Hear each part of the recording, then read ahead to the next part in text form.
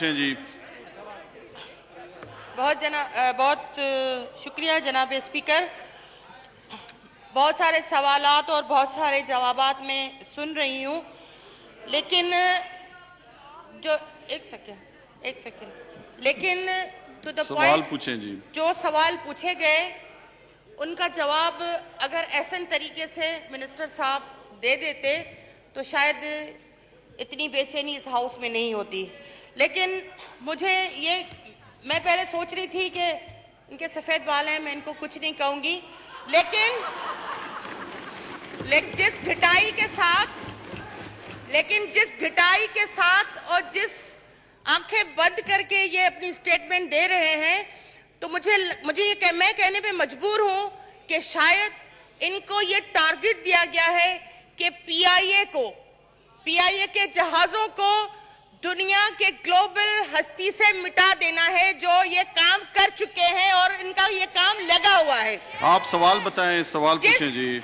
जिस बेदर्दी से, जिस बेहयाई से इन्होंने पायलट्स के हवाले से जो स्टेटमेंट दी, एक्सपेंड किया जाए इनके बेहयाई का लफ्ज़। आप सवाल पूछें। पीआईए का नाम तो इन्होंने, पीआईए के नाम का तो इन्होंने बेड़ा गर्क कर दिया, लेकिन ये कहते हैं सवाल करें तो बता दें जी। मैं सवाल ये पूछना चाहती हूँ, क्योंकि ये बार-बार कह रहे हैं कि हमारा कसूर नहीं है।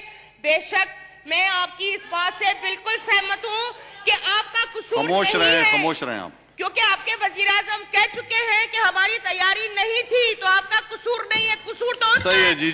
गुलाम सरवर खान साहब,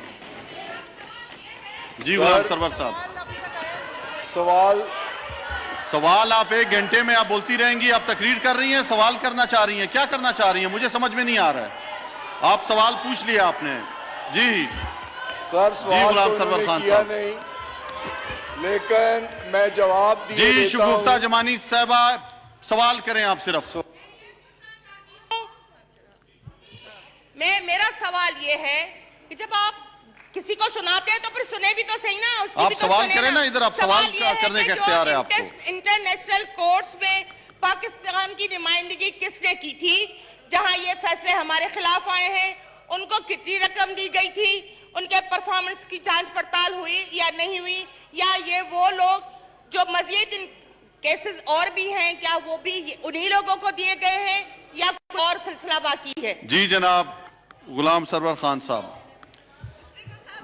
जनाब स्पीकर, पहली बात तो ये है कि इन्होंने मैंडेट की बात की है, तो पाकिस्तानी अवाम ने हमें मैंडेट ही इस बात का दिया है कि हमने एहतसाब करना है और इनका हिसाब लेना है। वो एहतसाब और हिसाब किताब रुकेगा नहीं, वो हर अदारे के अंदर हिसाब लेंगे, हर जिम्मेदार से हिसाब लेंगे। सर ये पहले कभी नहीं हुआ। एक तो जेली लाइसेंसों वाले नौकरियों से गए, जेली लाइसेंस देने वालों के खिलाफ क्रिमिनल एफआईआर हुई, एफआईए ने पर्चे दिए। जिन पायलट्स ने बैठ के उन 82 लोगों की जगह पर्चे दिए, उन दोनों के खिलाफ भी पर्चे हुए। जिस आउटसाइडर ने डील कराई, आउटसाइडर भी इन्हीं में से था जो डील करवाता था, उसके खिलाफ भी पर्चा हुआ। तो हमने एक्शन लिए, हमने हिसाब लिया। बाकी इंशाअल्लाह ताला ये मैटर